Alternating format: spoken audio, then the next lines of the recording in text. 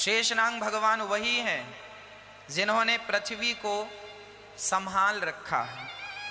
शेषनाग भगवान आए और उन्होंने कहा सुनो आप लोग क्या कर रहे हैं।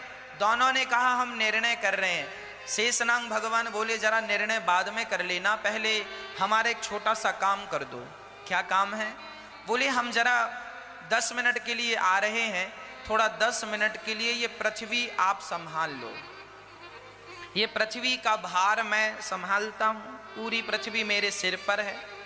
ये पृथ्वी जरा आप दोनों में से कोई संभाल लो, जिसका पुण्य ज्यादा होगा वही ये पृथ्वी संभाल पाएगा। तो विश्वामित्र जी को पृथ्वी दी गई, तो विश्वामित्र जी के हाथ में दी गई, तो विश्वामित्र जी तो जमीन में धस मतलब बैठने लगे। उनसे तो संभाली नहीं गई, भार बहुत था, वो तो यूं। अब बस विश्वामित्र जी ने कहा, शेषनाग भगवान ने कहा ये आपके बस का नहीं है। अब वशिष्ठ जी को दिया गया, तो वशिष्ठ जी तो गेंद की तरह पृथ्वी को हाथ में लेके खड़े रहे। कितनी देर खड़े रहना है बताओ? यूं खड़े रहे। अब 10 मिनट हो गया, अब शेषनाग भगवान आए, पृथ्वी लिए। अब दोनों ने कहा, विश्वामित्र जी ने कहा आप निर्णय करो कि श्रेष्ठ कौन है।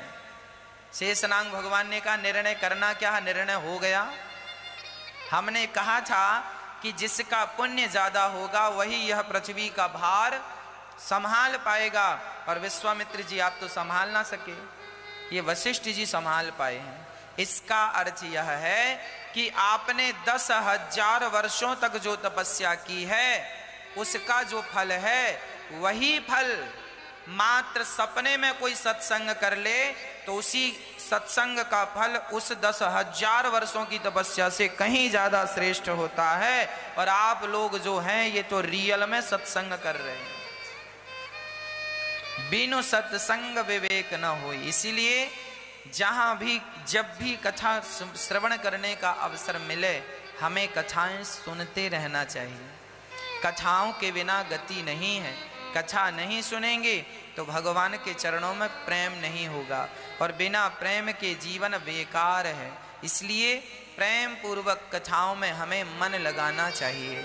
जो व्यक्ति सुन सकता है वह व्यक्ति गुन सकता है। सुनना और गुनना, गुनना जानते हैं, सुनकर उसे फॉलो करना, फॉलो करना अर्थात चरितार्थ करना, उसे गुनना कहते हैं। सुनना और फिर गुनना अर्थात उसे फॉलो करना, चरितार्थ कर लेना। हम जो सुन रहे हैं उसे चरितार्थ करते चलें। भागवत में 18,000 श्लोक हैं, 335 अध्याय हैं। अद्भुत ग्रंथ है भक्तों। भागवत में 12 स्कंध हैं। प्रथम स्कंध को श्रोता वक्ता कहते हैं, इसे अधिकारी भी कहते हैं। दूसरे स्कंध को साध्य और साधन का इसमें वर्णन है। तीसरे स्कंध को सर्ग कहते हैं, अत्र सर्गो। तीसरा स्कंध सर्ग है ना। चौथा स्कंध विसर्ग। पांचवें स्कंध को स्थान कहते हैं। वाह, पांचवें स्कंद में ना भरत जी की चर्चा है, जड़ भरत जी की। स्थान कहते हैं उसे, अर्थात हम कौन से स्थान में जाकर रहें, भगवान के चरणों में ही हम सबका अच्छा और सच्चा स्थान है। उस स्थान तक पहुंचने का स्कंध, ईश्वर के चरणों को स्थान कहा गया, उस स्थान तक पहुंचने का स्कंध पांचवा स्कंध है। छठवें स्कंध में पोषण, भगवान अजामिल जैसे पापी का उद्धार छठवें स्कंध में करते हैं। पोषण, कितना भी बड़ा पापी क्यों ना हो पर भगवान ही जीव मात्र का पोषण करते हैं। हम कितने भी पापी हों, बेटा कितना भी दुष्ट हो, पर एक बार अपनी माँ से कान पकड़ कर कह दे कि माँ मैं गलती किया हूँ, मुझे माफ कर दो माँ, मैं अपराध स्वीकार करता हूँ। बस इतने शब्दों में तुम कितने भी बड़े पापी क्यों ना हो, तुम्हारी माँ चुटकियों में तुम्हें माफ कर देगी। जब माँ का हृदय इतना दयालु होता है तो इस माँ के हृदय को बनाने वाला स्वयं परमात्मा कितना दयालु होगा। एक बार आप ये कह दें कि नाथ मैं आपका हूँ, उसी क्षण भगवान हम सभी के समस्त पापों को भूल जाते हैं। सन्मुख हो ही जीव मोहि जब ही जन्म कोटि अघ नासहि तब ही। भगवान कहते हैं कोई कितना भी बड़ा पापी हो, यदि मेरी शरण में आ जाए तो मैं उसका उद्धार कर देता हूं। इसलिए अधिक हमें भगवत शरण में रहना चाहिए। 7वें स्कंध को ऊती कहते हैं। ऊती मतलब वासना। वासना सद्वासना, असद्वासना और मिश्रित वासना, ये 3 प्रकार की वासना होती है। ईश्वर को पाना, ईश्वर को प्राप्त करने की इच्छा रखना, ये सद्वासना है। संसार को प्राप्त करना, भोगों को प्राप्त करना, यह असद वासना है। और संसार भी मिल जाए, भगवान भी मिल जाए, ये भाव रखना मिश्रित वासना है ना। तो वासना 7वां स्कंध वासना अर्थात ऊती। 8वां स्कंध है मनवंतर। 9वें स्कंध को ईशानु कथा, जिसमें भक्त और भगवान की विस्तार से कथाएं, उसे ईशानु कथा। 9वें स्कंध को 10वां स्कंध है निरोध अर्थात प्रलय। 10वां स्कंध जो है वह भगवान की पावन चरित्रों से भरा पड़ा है। भगवान की अनेक लीलाओं से, बाल लीला से लेकर राज सिंहासन तक की लीला से वह 10वां स्कंध भरा पड़ा है। उसे कहते हैं प्रलय।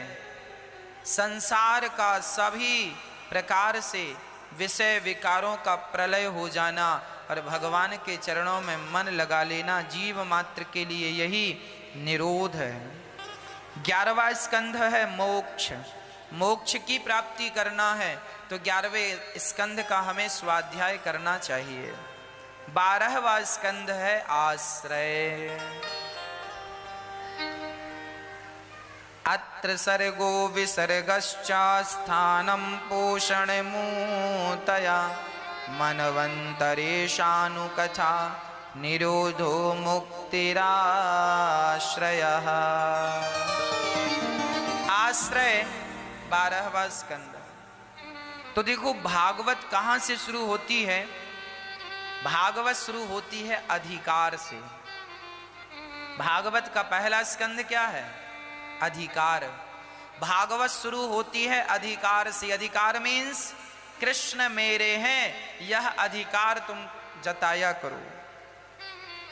यहां से भागवत शुरू होती है।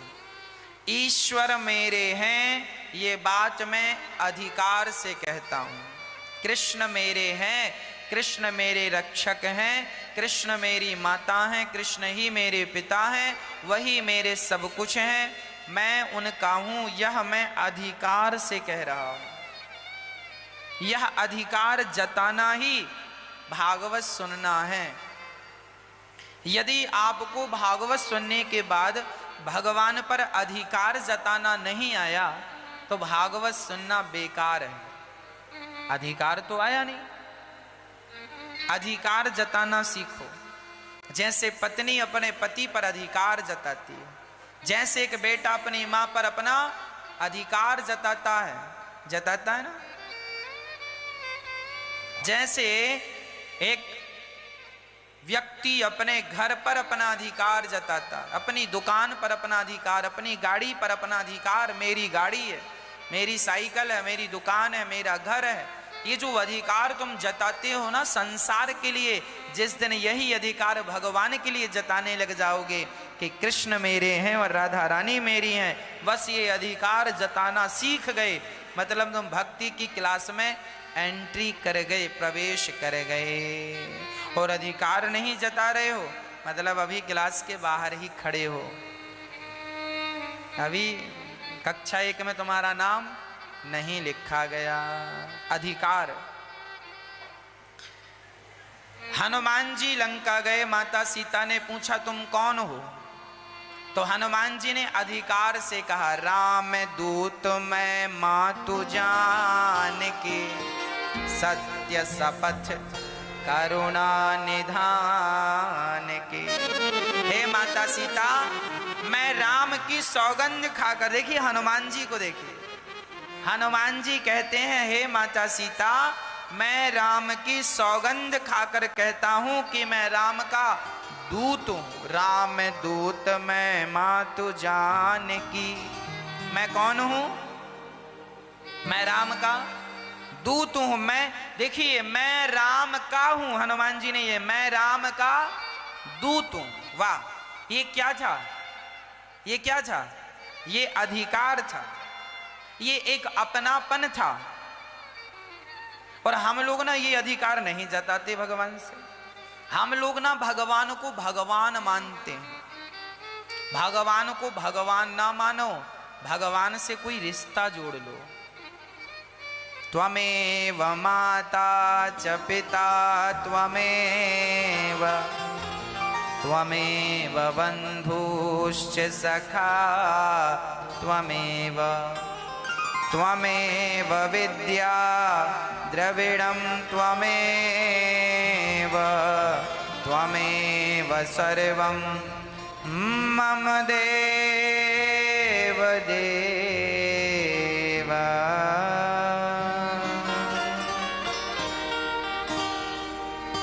भगवान माता है हमारी, वाह, कृष्ण मेरे पिता हैं, राधा मेरी माता है। बस इतनी सी बात तो ही तो मैं समझा रहा हूं आपको। ये चीज खोपड़ी में बैठ जाए कि कृष्ण मेरे पिता हैं, राधा मेरी, मैं माई बाप तो मेरे यही हैं, बस फिर कुछ नहीं समझाना, फिर आप सब समझते रहोगे। हाँ, तो भगवान अधिकार से शुरू भागवत है, और भागवत जाकर समाप्त कहां होती है? आश्रय। आश्रय अर्थात समर्पण। पहले मैं कहूंगा कि कृष्ण मेरे हैं, फिर मैं आखिरी में कह दूंगा कि मैं कृष्ण का हूं। कृष्ण मेरे हैं, भागवत यहां से शुरू होती है, और मैं कृष्ण का हूं अर्थात मैंने समर्पण कर दिया। मैं अब कुछ नहीं हूं, मैं अपने आप को जीरो, साइलेंट करता हूं, मैं अपना अस्तित्व मिटाता हूं। जैसे पानी में मिश्री का ढेला डाल दो, मिश्री पत्थर जैसी होती है, ढेला मार दो ना तो रक्त गिर जाता है, जोर से मार दो पत्थर जैसे लगती है। लेकिन वही मिश्री जब पानी में डाल दो तो वही पानी में घुलकर क्या बन जाती है? क्या बन जाती है? पानी में घुलकर स्वयं पानी हो जाती है। पानी में घुलकर स्वयं पानी हो जाती है। अपना अस्तित्व मिटा दिया उसने कि नहीं, उसका जो कड़ापन था, ढेलापन था, ढेला थी, वो मिट गया। जैसे मिश्री ने अपना कड़ापन मिटा दिया और वो पानी के साथ पानी हो गई, उसी तरह जब मैं अपने आप को मिटाकर कृष्ण में मिलकर कृष्ण ही हो जाऊंगा, बस वही भगवत प्राप्ति है। जब मैं था तब हरे नहीं, अब हरे है मैं नाय, प्रेम गली यति साकरी, जा मैं दो न समाय। ये प्रेम की गलियां ना इतनी हमारे वृंदावन में, ये जो ब्रज की गलियां है ना, बड़ी इन्हें सांकरी गली बोलते हैं। वृंदावन की गलियों में चले हो, बिहारी जी गए हो, बिहारी जी की गलियां कैसी हैं? सकरी सकरी सकरी, इन्हें सांकली सांकरी गली बोलते हैं। यहाँ सांकरी गलियां होती हैं। ये इतनी सकरी गलियां हैं कि यहाँ दो नहीं समाते। एक गली में एक ही चलेगा, साथ में तुम सोचो कि तुम हाथ पकड़ के चलो, यहाँ नहीं है संभव। यहाँ या तुम चल लो या श्री कृष्ण को चला लो। इसीलिए आप अपने आप को मिटा दीजिए। जैसे मिस्री ने अपने आप को मिटाकर पानी में मिला दिया, उसी प्रकार तुम अपने आप को मिटाकर श्री कृष्ण में मिला दो। यही है भगवत प्राप्ति, यही है एकीकरण और यही है आश्रय। हमने किसका, मिस्री ने किसका आश्रय ले लिया? मिस्री ने किसका आश्रय लिया? पानी का। उसी तरह हमें भी श्री कृष्ण का आश्रय लेना है। यही 12वां स्कंद है, यही भागवत जी की समाप्ति है।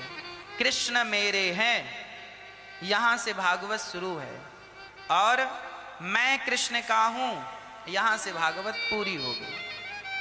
इतनी सी भागवत है। ये 2 अक्षर समझ में आ गए तो आपको पूरी भागवत समझ में आ गई। और ये नहीं समझ में आए तो फिर 18 पुराण सुन लो, पढ़ लो, समझ लो, ये तो समझ में आया नहीं, है ना। अच्छा, एक बात और है, भगवान अंक हैं, हम कौन हैं? शून्य हैं। गोस्वामी जी लिख रहे हैं, राम नाम एक अंक है, बाके साधन शून। राम रहे अंक रहे 10 गुण है, अंक बिना सब शून।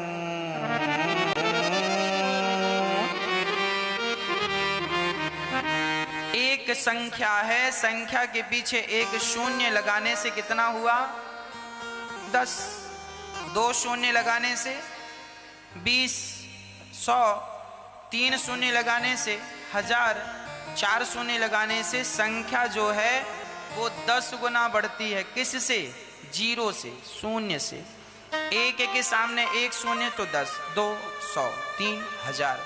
संख्या जो है वो, शून्य जो है संख्या को कितने गुना बढ़ाता है? 10 गुना। एक दिन शून्य को बड़ा अहंकार आ गया। सुनो, संख्या तुम्हारा तो कोई अस्तित्व ही नहीं है, हम ना होए तो तुम तो 1, 2, 3, 4 ऐसे चलती हो, पर हम सीधे 1 से 10। शून्य संख्या को 1 से सीधे कहां पहुंचाता है? 10 में। और शून्य ना हो तो संख्या 1 1 चलती, 1, 2, 3, 4, 5, 1, 2, 3, 4। एक दिन सारे शून्यों को अहंकार आ गए, संख्या चल चल, तेरी कोई वैल्यू थोड़ी है, अरे हम ना होए तो तुम लंगड़ी हो, लंगड़ी। अच्छा, संख्या ने कहा हमें, अच्छा शून्य भाई साहब कुछ ज्यादा ही बोल रहे हो, तो एक काम करो फिर आज तुम रहो, हम चली। तो चेक में आप 5 शून्य भर के दे दो, संख्या ना भरो, वो दे दो, भंजा लेना। क्लियर होगा? भंजेगा। 5 शून्य भी तब महत्व रखेंगे जब उनके आगे संख्या हो। यदि संख्या नहीं है तो 5 और 10 शून्य भी किसी काम के।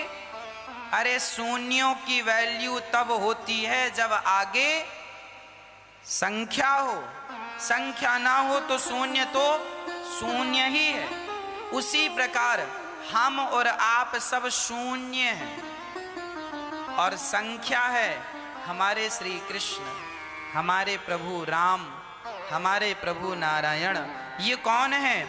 ये संख्या है। यदि ये हमारे साथ हैं तो हम शून्य भी काम करता है। कब? जब संख्या आगे हो तब। तो हम भी तब तक ही काम कर रहे हैं जब तक हमारे सिर पर राम का, कृष्ण का हाथ है। जब तक वो जुड़े हैं, जब तक वो हमारे संग खड़े हैं, तब तक आंख देख रही है, कान सुन रहे हैं, मुंह बोल रहा है, पांव चल रहे हैं, दिल धड़क रहा है। और जरा जरा वो संख्या अर्थात कृष्ण जरा हट जाएं, चले जाएं तो हम तो ऑलरेडी 0 थे और 0 रह जाएंगे। हमारा अस्तित्व क्या है? वो संख्या जरा हट जाए, आत्मा निकल जाती है, आत्मा ही संख्या है। आत्मा निकल गई, शून्य पड़ा है। मरा हुआ आदमी कौन है? शून्य है, शून्य पड़ा। डॉक्टर कहते हैं शून्य हो गया, जीरो, कुछ नहीं बचा। हाँ, हम तो ऑलरेडी जीरो ही थे, लेकिन जब से कृष्ण हमारे संग आए तब से हम बढ़ने लगे। 10 हो गए, फिर 100 हो गए, फिर 1000, बढ़ते गए। और हमें अहंकार है, हम तो खुद बड़े हैं। तो भगवान बोले तुम बड़े बनो, हम चल रहे। वो निकल गए धड़ाम से जमीन में। इसलिए अहंकार ना कीजिएगा, कृष्ण ही हमारे सब कुछ हैं। यही भाव सदा बना के रखिएगा और उनसे यही प्रार्थना कीजिएगा कि हे नाथ, मैं आपको कभी भूलूं नहीं। मैं कितना भी धन पा जाऊं, पर हे नाथ मैं कभी आपको भूलूं ही नहीं। मैं कितना भी गरीब हो जाऊं, पर हे नाथ मैं उस हाल में भी आपको कभी भूलूं नहीं। देखो मेरी माँ, स्थितियां परिस्थितियां तो बनती और बिगड़ती रहती हैं। अमीर हो जाना, गरीब हो जाना, ये तो होता रहता। दिन और रात को कोई रोक नहीं सकता। दिन है तो रात भी होगी, और रात है, ना दिन की ही सत्ता है ना रात की ही सत्ता है। ना तो अमीरी ही रहेगी और ना गरीबी ही रहेगी। दिन तो सबके बदलते हैं। दिन बदल रहे हैं सो बदलने दो, पर तुम अपना मन ना बदलो। मन तो सदा भगवान के चरणों में लगा के रखो। दिन बदल जाए, बदलने दो, मन ना बदले। मन सदा भगवान के चरणों में लगा के रखो। ऐसा नहीं कि आज आपके पास कुछ है तो आप माला जप रहे हैं, कल को ना रहे सो आप गालियां देने लग जाओ भगवान को। ऐसा नहीं। स्थितियां परिस्थितियां तो बनती रहती हैं। हानि लाभ तो जीवन का सत्य है। आज यदि लाभ है तो कल हानि होती है। कल हानि हुई। हमारे गांव में कहावत है, कई बार आपको सुनाई है, फिर सुना देता हूं। कहावत है कि घूरे के दिन भी बदल जाते हैं। घूरा जानते हैं? गांव के लोग जहां कचरा फेंकते हैं एक जगह पर, उसे घूरा बोलते हैं। गांव के सभी लोग जहां गोबर फेंकते हैं ना, गांव में एक स्थान पर पूरे गांव का कचरा फेंका जाता। गांव पहले छोटे छोटे होते थे, सभी लोग एक जगह पे कचरा फेंकते थे। तो जहां कचरा फेंकते थे ना, उसे घूरा बोलते थे। उसमें कोई जाता नहीं था, कचरे के ऊपर कौन जाएगा। तो कहावत है कि जब समय होता है अच्छा तो घूरे के दिन भी बदल जाते हैं। जिस जगह पर समस्त गांव का कचरा फेंका जाता था, कभी कभी वहां मंदिर बन जाता है और लोग वहां माथा भी टिकाते हैं। जहां लोग जाकर के उसे पाद प्रहार करते थे, पांव से मारते थे उस स्थान को कि ये गंदी जगह है, कभी कभी लोग उस पर माथा भी टेकते हैं। समय जब आता है तो घूरे के दिन भी बदल जाते हैं। समय बलवान है मेरी माँ, पुरुष बली नहीं होत है। समय होत बलवान, भीलन गोपी लूट लई, वही अर्जुन वही वाण। ये समय है, कब क्या समय आकर खड़ा हो जाए कौन जानता था। इसलिए समय का सदुपयोग करना सीखिए। समय अच्छा है तो आप समय का सदुपयोग किया करिए। जब भगवान तुम्हें धन धान्य दे, जब तुम्हारी गाड़ी अच्छी चलने लग जाए, पैसे हाथ में आने लग जाएं, तो पैसे को बचाना सीखिए। यही तुम्हारी सबसे बड़ी समझदारी है। पैसों को बचाना सीखिए। कहते हैं ना, समय सबका एक बार आता है और आकर के समय इस दुनिया में सबका आता है। यदि उस व्यक्ति ने उस समय का सदुपयोग कर लिया तो वह समय सदा उसके साथ बन जाता है, बना रहता है। और उसने समय का दुरुपयोग किया तो समय आया और समय निकल गया, चला गया। इसलिए जब आपका अच्छा समय, आज लोगों को हम देखते हैं जिनका अच्छा समय चल रहा है ना, वो जरा कॉलर खड़ी करके चल रहे हैं, जरा अकड़ के चल रहे हैं। इनको समझाओ ये समय तुम्हारे बाप का नहीं है, आया है चला जाएगा।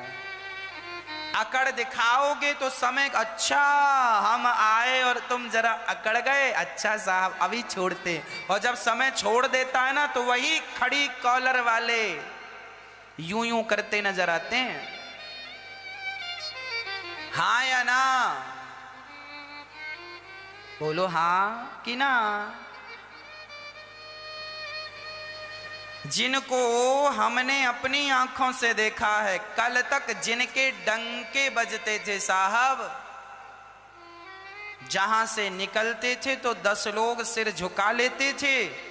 समय था उनका कि उनके जिस जेब में हाथ डालते थे तो हजारों की गड्डियां निकलती थी, 2-2 हजार के नोट निकलते थे, सारी जगह पैसा भरा पड़ा था, खूब शोहरत थी, खूब शान थी, इज्जत थी। पर वो समय का सदुपयोग ना कर पाए तो आज वही 2 वक्त की रोटी को मोहताज हैं। ऐसे केस मेरी आंखों के सामने बहुत लोगों के हैं। मैंने अपनी इस आयु में ऐसे लोगों को देखा है अपनी आंखों से। आपने नहीं देखा होगा शायद, या देखा भी होगा तो आपका अपना अनुभव है। मैं तो अपना अनुभव शेयर करता हूं, मैंने देखा है। इसलिए प्रार्थना आपसे करता हूं, समय आवे अकड़ ना दिखाइए, झुक जाइएगा। बाल्टी कुएं में उतरती है तो समझदारी का परिचय देती है, झुक जाती है और झुक जाती है ना तो कुआं उसे पानी से भर देता है। और बाल्टी कहे ना मैं झुकूंगी नहीं, तो कुआं कहेगा फिर ले ले, एक बूंद नसीब नहीं होगा। होगा? एक आदमी ने एक व्यक्ति की तरफ एक पत्थर उठा के मारा, और जो पत्थर मार रहा था वो पारस मणि थी, और वो पत्थर समझ के मार रहा था। अब पत्थर समझ के पारस मणि से मारा तो उसने ढाल लगा ली, और ढाल थी लोहे की, और ढाल में जब वो पारस मणि टकराई तो ढाल हो गई सोने की। लो, कोई जान कर ना सही, धोखे से सही यदि एक पत्थर मार दे और वो पत्थर यदि पारस मणि हुई तो भले उसने मारा ही हो, परंतु वो सोना तो हो ही जाएगा ना, लोहा। उसी प्रकार हम सब लोहा है और हमारे गुरु पारस मणि हैं। वो हमें किसी भी प्रकार से स्पर्श कर लें, या हमें एक तमाचा ही मार दें, या हम पर गुस्सा ही कर लें, थोड़ा सा क्रोध कर लें, या पर हम पर कुछ भी, या फिर प्यार से कुछ पढ़ा दें, प्यार से कुछ सिखा दें, मतलब किसी भी प्रकार से गुरु के पास जाने से कल्याण ही कल्याण है। तो हमें जीवन में सत्संग करना। अब लंकनी कह रही, तात स्वर्ग अपवर्ग सुख, स्वर्ग का सुख अपवर्ग का सुख एक तराजू में रखो, और दूसरी तराजू में एक छोटे से सत्संग का पुण्य रखो, और तौल कर देखो तो सत्संग का जो पुण्य होगा वह स्वर्ग के सुख से भी पुण्य, सत्संग का पुण्य भारी है। ऐसा हमने रामचरितमानस के सुंदर कांड में लिखा है। इसलिए जो व्यर्थ की प्रपंच और पंचायत करने हम बैठ जाया करते हैं, हमें वो ना करते हुए निरंतर भगवान का चिंतन करते रहना चाहिए। एक बार विश्वामित्र जी वशिष्ठ जी के पास गए। एक बार विश्वामित्र जी वशिष्ठ जी के पास गए तो वशिष्ठ जी ने विश्वामित्र जी का स्वागत किया, सम्मान किया, आतिथ्य किया। अब जब विश्वामित्र जी जाने लगे तो आपके घर से कोई अतिथि जब आकर जाता है तो आप उसे विदाई देते हैं कि नहीं? कोई कपड़े देता है, कोई पैसे देता है, कोई जो श्रद्धा वो देता, विदाई करता है। कोई राम राम ही कहता, भैया राम राम, फिर से आना। अपने ढंग से लोग विदाई करते हैं। तो विश्वामित्र जी की विदाई जब वशिष्ठ जी ने किया तो ये दोनों ही उच्च कोटि के संत हैं। अब एक संत दूसरे संत को विदाई में क्या देता है? हम गृहस्थ लोग तो रुपया पैसा और कपड़े इत्यादि देते हैं, पर एक संत दूसरे संत को क्या देता है, जरा सुनिएगा। जब विश्वामित्र जी जाने लगे वशिष्ठ जी के घर से, तो वशिष्ठ जी ने कहा कि विश्वामित्र जी, आज रात्रि को हमने एक सपना देखा है। क्या सपना देखा है? बोले उस सपने में हमने सत्संग किया है। अब सपने में हमने जो सत्संग किया था, उस सत्संग का पुण्य हम आपको विदाई में दे रहे हैं। अब लो, एक तो सपने वाला, सपना तो कभी भी आ जाए। विश्वामित्र जी ने कहा राम राम राम, बाबा बड़ा कंजूस है, पुण्य दिया भी तो सपने के सत्संग वाला दिया, ये नहीं कि रियल में जो सत्संग किया हो। इतने सारे जप करते हैं, तप करते हैं, सारे साल भर का पुण्य दे देते हमें, 5 साल का पुण्य दे देते हमें, चलो 1 दिन का दे देते। अरे ये क्या होता है? ये सत्संग का पुण्य दे दिया हमें, वो भी सपने में सत्संग कर रहे, उसका फल पुण्य दे दिया। विश्वामित्र जी को लगा राम राम, वशिष्ठ जी ने तो हमारा अपमान कर दिया। कई बार ना लोग अपने से ही सोच लेते हैं, हमने कहा कुछ, आपने समझ कुछ लिया। ऐसा होता है। कई बार हम कहना कुछ चाहते हैं, आप समझ कुछ लेते हैं। आपकी पत्नी कहना कुछ चाह रही है, आप समझ कुछ रहे हैं। पति कहना कुछ चाह रहे और आप समझ कुछ रहे, उसका बखेड़ा और खड़ा हो रहा है। यही हुआ वशिष्ठ जी के साथ। विश्वामित्र जी नाराज हो गए मन मन में। अब एक दिन क्या हुआ कि अब विश्वामित्र जी चले गए। अब एक दिन विश्वामित्र जी के घर में वशिष्ठ जी आए। विश्वामित्र जी के घर में वशिष्ठ जी आए तो विश्वामित्र जी ने आतिथ्य सत्कार किया और विश्वामित्र जी ने कहा आज मैं बाबा जी को बताऊंगा कि क्या दिया जाता है। तो उन्होंने कहा, विश्वामित्र जी ने कहा,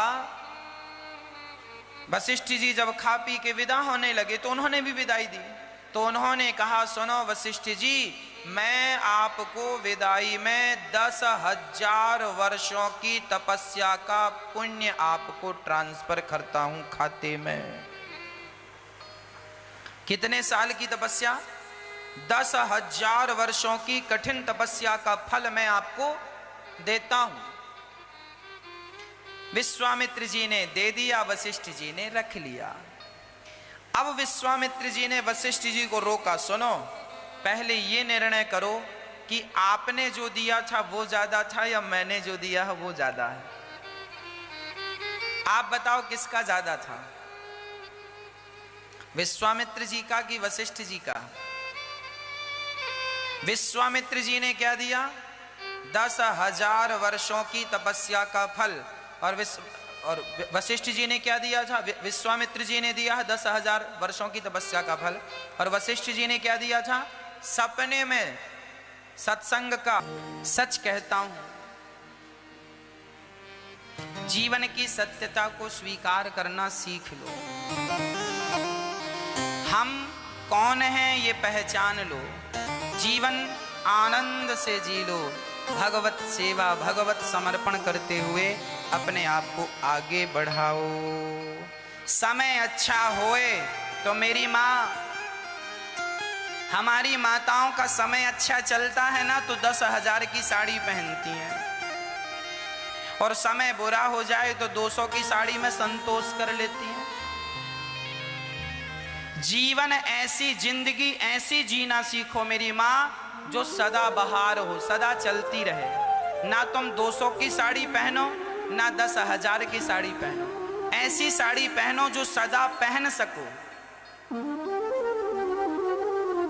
ऐसी साड़ी पहनो जो सदा 10,000 की साड़ी रोज तो नहीं पहन सकती हो,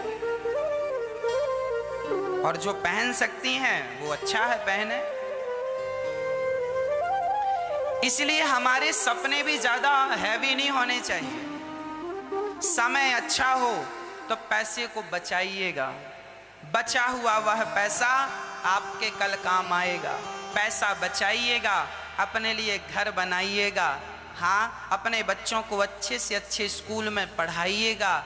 आप अपनी जो ज़रूरतें हैं सामान्य, वो उन पैसों से पूरी कर लीजिएगा और एक सुखमय जीवन जिएगा। अच्छा खाइए, अच्छा पहनिए, अच्छी बातें करिए, अच्छा व्यवहार करिए। हम यही चाहते हैं।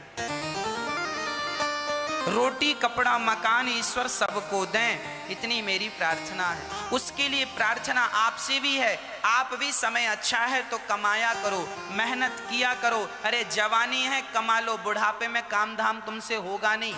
कमा लो, 2 पैसे जमा लो, अपना काम धाम और अपना नाम शोहरत आगे बढ़ा लो। हम तो चाहते हैं हमारे भारत का प्रत्येक नागरिक संपन्न हो और आपके पास भविष्य के लिए ज़्यादा ना सही तो हर गरीब से गरीब आदमी के पास भी कम से कम 1,50,000 रुपए तो उसके पास बैंक में होना ही चाहिए। कल क्या हो जाए कौन जानता, इसीलिए 1,00,000 2 लाख रुपए बचा के भी रखना चाहिए आपको। आपके भगवान ना करे कोई मुसीबत आए पर उसके लिए किसी के सामने हाथ फैलाना ना पड़े। इसके लिए मैं आपसे कहता हूँ, पैसा तब बचा पाओगे जब आप स्वयं बचत करने का संकल्प लोगे। आज मजदूर आदमी को मैं देखता हूँ 200 रुपए 300 रुपए 500 रुपए कमाता है। कमाता तो अच्छा है, परंतु 100 रुपए की 150 रुपए की शराब पी लेता है। अब शराब पीकर आएगा तो वो क्या करेगा? इसलिए समझदारी यह नहीं है कि तुम पैसा आया तो उड़ा दिया। कुछ लोगों के पास पैसा आता है ना तो वो पचता ही नहीं, उनको खुजली होने लगती, कहाँ लगा दें कहाँ लगा दें कहाँ लगा दें, कहाँ कर लें क्या कर लें, हाँ क्या कर लें क्या करें, बहुत खुजली होती। जब तक वो पैसा चला नहीं जाएगा तब तक खुजली शांत नहीं होगी। कुछ लोगों का स्वभाव होता है ऐसा। इसका मतलब ये लोग गंभीर नहीं है, पैसे को पचा नहीं पा रहे। आपसे प्रार्थना है, धन को भी पचाना सीखिए। माता लक्ष्मी उन्हीं पर कृपा करती हैं जो अपने धन को सदा धर्म से जोड़ते हैं और सदुपयोग करते हैं, है ना। धन उन्हीं के पास है जो आप अपना काम करते हुए उस धन को धर्म से थोड़ा थोड़ा जोड़ते रहते हैं, वही धनवान हैं आज। पैसे बचाया करो, कल आपकी बेटी बड़ी हो जाएगी, विवाह के लिए किसी से कर्जा ना लेना पड़े।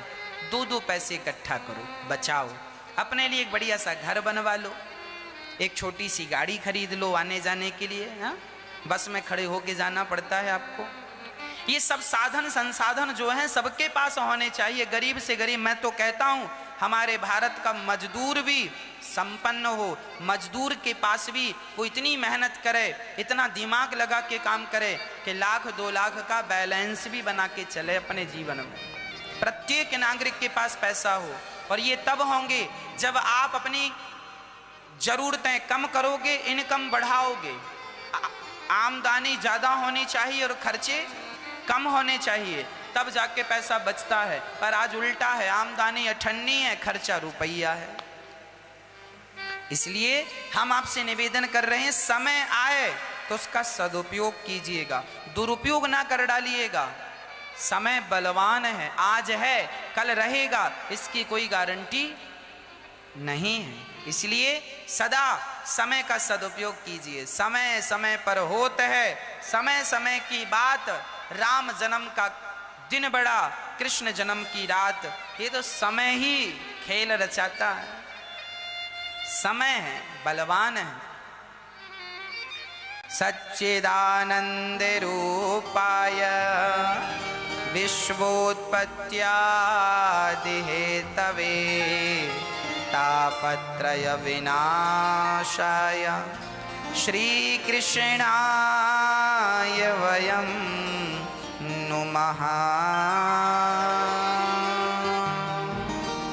ईश्वर सत्य, ब्रह्म सत्यम जगन मिथ्या। भगवान सत्य स्वरूप है, इसलिए सत्य स्वरूप परमात्मा का ध्यान, चित्त स्वरूप परमात्मा का ध्यान, आनंद स्वरूप परमात्मा का ध्यान, जो विश्व की उत्पत्ति पालन करते हैं, संहार करते हैं, उनका चिंतन। ऐसे भगवान जो हमारे समस्त दुखों का नाश करते हैं, ऐसे भगवान की श्री राधा सहित हम शरण ग्रहण करते हैं। हे नाथ मैं आपको कभी भूलूं नहीं। श्री कृष्णाय वयं नुमः। यं प्रव्रजन्तमनुपेतमपेतकृत्यं द्वैपायनो विरह कातरया जुहाव। पुत्रेति तन्मयतया तर्वोऽभिनेदुस् तं सर्वभूतहृदयं मुनिमानतोऽस्मि।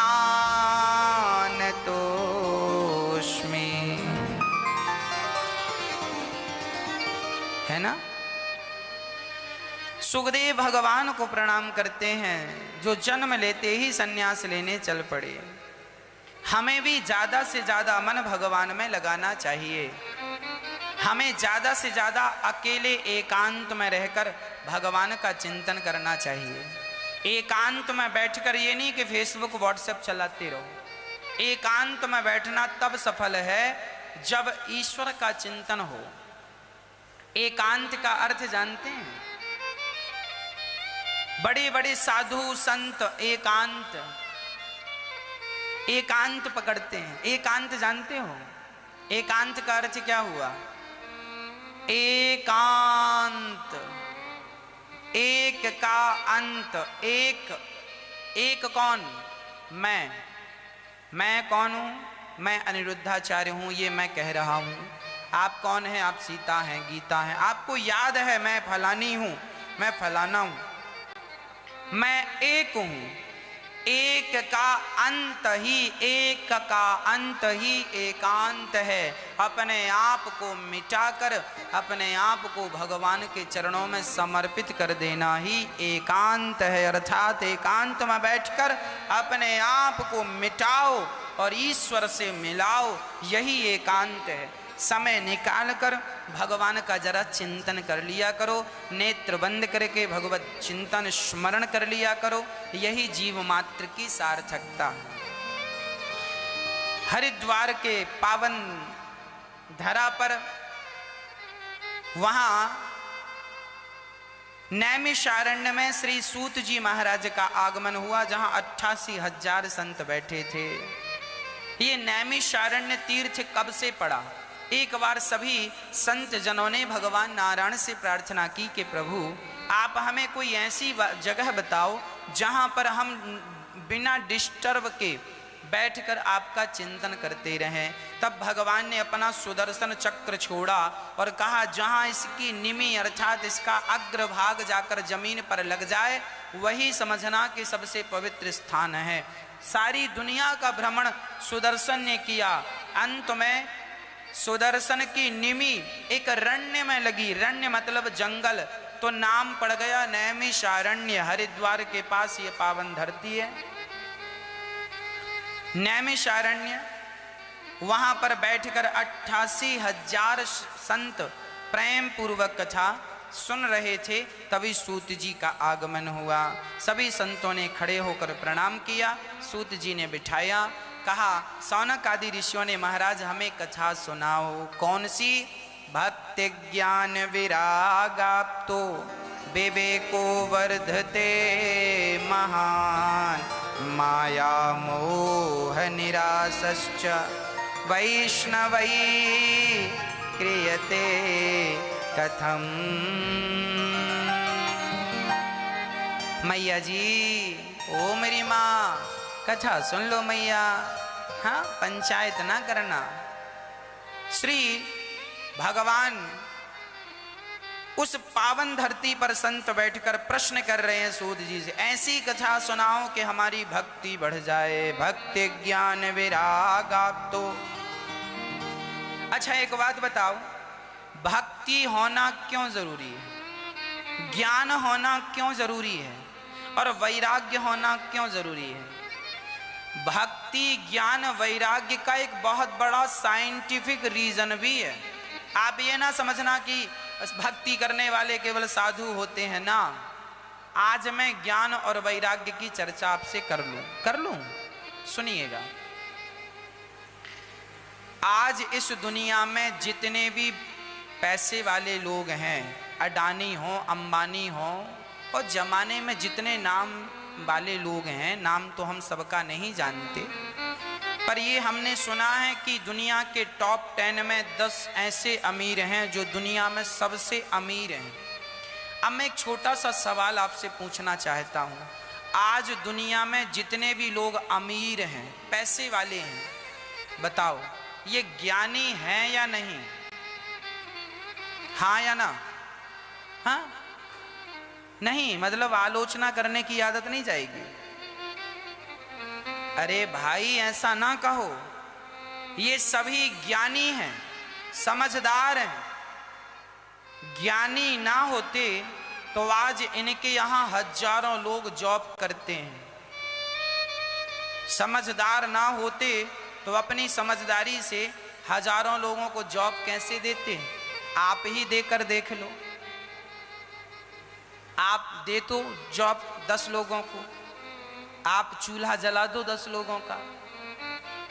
हम आपसे यह कह रहे हैं कि आज दुनिया में जितने भी अमीर लोग हैं, इन्होंने अपने ज्ञान का सदुपयोग किया, धन का उपार्जन किया। अंबानी है, अडानी है, जो टाटा है, ये सब मैं इनका ही नाम जानता हूँ, बाकी लोगों का नाम नहीं जानता। अच्छा, मैंने अमेरिका के वो एक बहुत बड़े व्यक्ति हैं, पैसे वाले, क्या नाम है उनका? Bill Gates. हाँ, नाम हमें स्मरण नहीं है, आप समझ रहे हैं क्या नाम बेटा? बिल गेट्स नाम है उनका। हाँ जोर से बोलो, बिल गेट। अच्छा, इनके बारे में मैंने सुना, ये अमेरिका के सबसे धनी व्यक्ति हैं। और आपको सुनकर ताज्जुब होगा, आश्चर्य होगा कि इनके पास अधिकाधिक जो इंजीनियर लोग हैं वो सब भारत के लोग हैं। बिल गेट्स के पास जितने भी कार्यकर्ता हैं, अधिकाधिक इंजीनियर हैं उनके पास, वो सब भारत के हैं। तो एक बार बिल गेट्स से किसी ने प्रश्न किया कि सुनो जी, आपने सारे इंजीनियर भारत से ही क्यों बुलाए? भारत का ही इंजीनियर आपने क्यों रखा? भारत का ही सचिव, उन्होंने सचिव कहाँ का रखा है? सलाहकार, जो उनका सुपर सलाहकार है वह भारतीय व्यक्ति है। गूगल का चीफ भारतीय व्यक्ति है। इनसे पूछा गया कि आपने भारत के लोगों को सलाहकार क्यों बनाया? भारत के लोगों को इतना आपने इंजीनियर वहां से क्यों बुलाए? जर्मनी, जापान से भी तो आप इंजीनियर ला सकते थे। तब अमेरिका के उस बिल गेट्स व्यक्ति ने कहा कि मैं भारत के लोगों को जॉब में इसलिए रखा हूं कि यदि ये भारत के लोग अपने देश के लिए काम कर लेंगे तो भारत दुनिया में सबसे आगे निकल जाएगा। और मैंने इन्हें अपने पास बुला रखा है, तो ये काम करते हैं सो मेरे लिए काम करते हैं। काम इनका होता है, दिमाग इनका होता है, नाम मेरा होता है। काम इनका है, दिमाग भारत का है और नाम बिल गेट्स का है। बात समझ में आई? आप किसी का सर्वनाश करना चाहते हैं ना, तो आप क्या करिए, उसे दाना डालना शुरू कर दीजिए। दाना, मछुआरा जाल जब बिछाता है मछली को फंसाने के लिए, तो दाना मछलियों के लिए डालता है। मछली को लगता है दाना है, खाने चलो, खाने जाती है, फंस जाती है। जब मंदारी बंदर को पकड़ना चाहता है उसे दाना डालता है, हिरन को पकड़ना चाहता है उसे दाना, कबूतर को पकड़ने वाला कबूतर को दाना। दुनिया में जिसका नाश करना हो उसे व्यक्ति दाना डाल के फंसाता है। ये बिल गेट्स जैसे लोग जो हैं दुनिया के सबसे अमीर व्यक्ति हैं। दिमाग इनके पास सिर्फ इतना है कि ये हमारे दिमाग का प्रयोग करते हैं और काम और नाम अपना बनाते हैं। हम आपसे यही कहना चाह रहे हैं, हम भारत के प्रत्येक व्यक्ति से, पढ़े लिखे जवान से यही कहना चाह रहे हैं, तुम किसी की गुलामी ना करो, तुम अपने आप को सफल बनाओ, अपने आप को बिल गेट्स बना के खड़ा कर दो, अपने आप को सफल बना के खड़ा कर दो। एक बार मैंने बचपन में सुना था कि बड़े पेड़ की छांव में कभी छोटा वृक्ष पनपता नहीं है। हाँ या ना? पीपल की छांव में आप पेड़ लगा दीजिए, फिर से पीपल की छांव में पीपल लगा दो, पीपल की छांव में नीम लगा दो, बताओ आज तक किसी छांव में दूसरा पेड़ पैदा हुआ? बोलो हाँ या ना? हाँ। इसलिए टैलेंटेड व्यक्ति को, समझदार व्यक्ति को किसी की छांव में नहीं रहना चाहिए, उसे अपने आप को इतना बड़ा वृक्ष बनाना चाहिए कि उसकी छांव में हजारों लोग शांति का अनुभव करें। हम ये कहना चाहते हैं, आप अपने आप को इतना छायादार बना लो, इतना बड़ा बना लो कि आपके नीचे बहुत लोगों को शांति मिले, अर्थात आप बहुत सफल व्यक्ति बनकर भारतीयों को रोजगार दे पाएं, सफल बन जाएं। सफल आप बनोगे तब आपका देश सफल होगा। आप ही सफल नहीं रहोगे तो आपका देश सफल कैसे होगा? यदि देश को सफल बनाना है तो प्रत्येक नागरिक को सफल होना पड़ेगा, क्योंकि नागरिक से देश बनता है, मेरे और आप से देश बनता है। ये जो हमारे भारत के इंजीनियर लोग यदि हमारे भारत के लिए काम करने लग जाएं, अपना दिमाग लगा के सॉफ्टवेयर अपने देश के लिए डेवलप करें और अपने मुल्क को आगे बढ़ाएं, अपने वतन को आगे बढ़ाएं, तो मैं कह सकता हूं कि 5 साल में हम दुनिया को पीछे कर सकते हैं। नासा में जितने बड़े बड़े साइंटिस्ट हैं, आश्चर्य मानेंगे, अधिकाधिक साइंटिस्ट भारत के हैं। हाँ या ना? दुनिया के किसी भी कोने में जितने सफल व्यक्ति हैं, उनमें कोई ना कोई भारतीय जरूर होगा जो उन्हें अपने विवेक से सफल बना रहा। वही लोग यदि हमारे अपने देश के लिए काम करें, ये काम सरकार को चाहिए कि अपनों को पकड़ के लाए, बुद्धिमानों को पकड़ के लाए और उनसे सलाह करे, मीटिंग करे कि हम क्या कर सकते हैं अपने देश के लिए, और फिर हमारा देश समृद्धवान देश बने। हमारा देश सोने की चिड़िया था, है नहीं। जब कंप्यूटर नहीं था, जब सॉफ्टवेयर नहीं था, तब हमारा देश सोने की चिड़िया था। हाँ या ना? आज जब हमारे देश में इतने पढ़े लिखे लोग नहीं थे, अंग्रेजी नहीं थी, तब हमारा देश सोने की चिड़िया था। आज हमारे देश में सब है पर सोने की चिड़िया। हाँ, भारतवासी को सफल होता हुआ देखो। आप खूब संपन्न हो और सफल हो, सारी दुनिया में आपका ही नाम हो, गर्व से लोग कहें ये भारतवासी हैं, ये भारत के लोग हैं।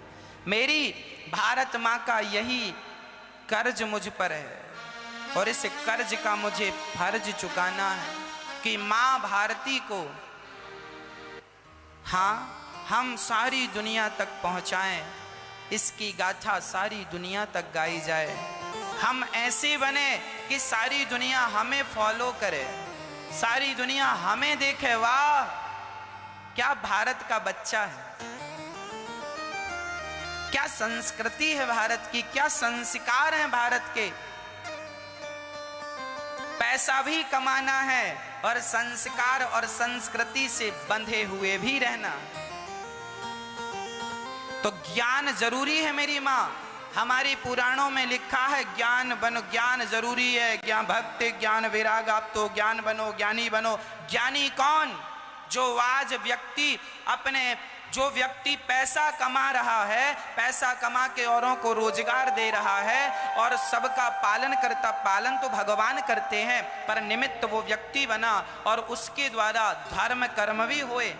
आप धनवान बन जाएं और आपके द्वारा यदि यज्ञ हो, अनुष्ठान हो, भागवत हो, धर्म का प्रचार हो, तो फिर क्या बात है। इसलिए अर्थ का होना जरूरी है।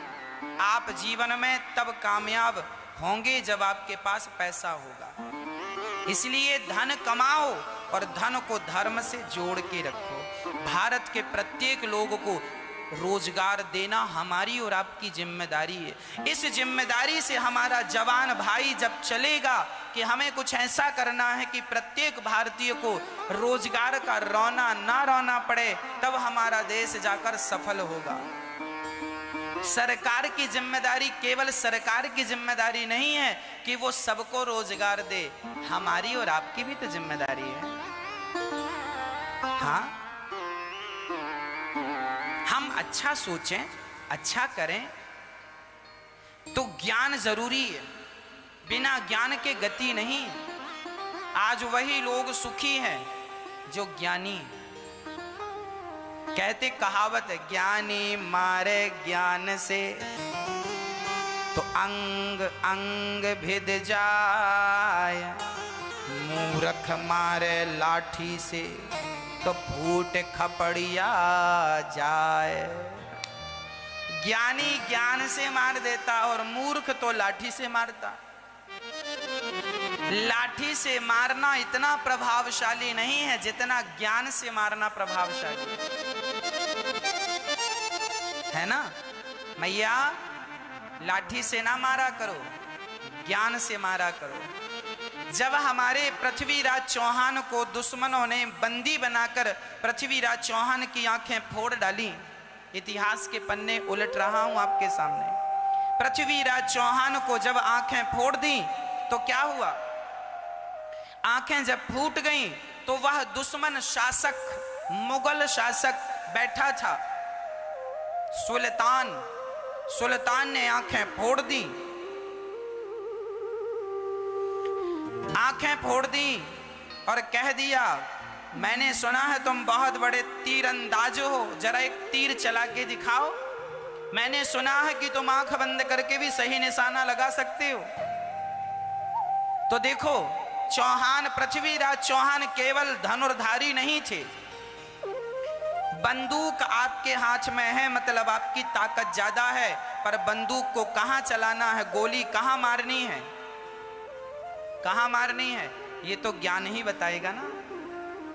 मैं धनुष अच्छा चला लेता हूं, बाण अच्छा छोड़ लेता हूं, पर ज्ञान होगा तब तो सही जगह पे मारूंगा, नहीं तो गलत जगह पे मारूंगा तो उसका कोई अर्थ नहीं। मेरे से तीरंदाजी आती तो है, पर ज्ञान से नहीं मारता तो कहीं भी जाता है। तो कहां मारना है, कहां नहीं मारना। जब चौहान, पृथ्वीराज चौहान की आंखें फोड़ दी और सुल्तान ने कहा कि मैं तुम्हारा तीरंदाज देखना चाहता हूं, धनुष दिया गया और बाण दिया गया। वहां पर उनके मंत्री चंद्रवरदाई बैठे थे। उन्होंने, साहब देखो, ज्ञानी मारे ज्ञान से, जरा समझना। उस व्यक्ति ने तो आंखें फोड़ दी पकड़ करके पृथ्वीराज चौहान को। अच्छा बेटा, बच्चू, तुम हमारी आंखें फोड़ोगे? अच्छा ठीक है, हमारा भी अभी अवसर आएगा। उसने कहा, एक तीर से ये घंटे बजा कर दिखाओ। वहां घंटा टन टन लटका दिया, बोले बाण लगेगा तो आवाज आएगी, दिखाओ। तब चलाकर, अंधे हो, सही निशाना लगाकर दिखाओ। चंद्रवरदाई ने कह दिया, 4 बांस 24 गज अंगुल अष्ट प्रमाण, ता ऊपर सुल्तान है मत चूके चौहान। ये बाण तुम्हें घंटे पर मारने के लिए नहीं मिला, अपने दुश्मन की छाती पे मारो और एक बाण से उसका काम तमाम कर दो। देखो, ज्ञानी अंधा भी हो जाए ना तो अंधा भी हो जाए ज्ञानी, तो जीत जाता है। और पृथ्वीराज चौहान ने, चंद्रवरदाई ने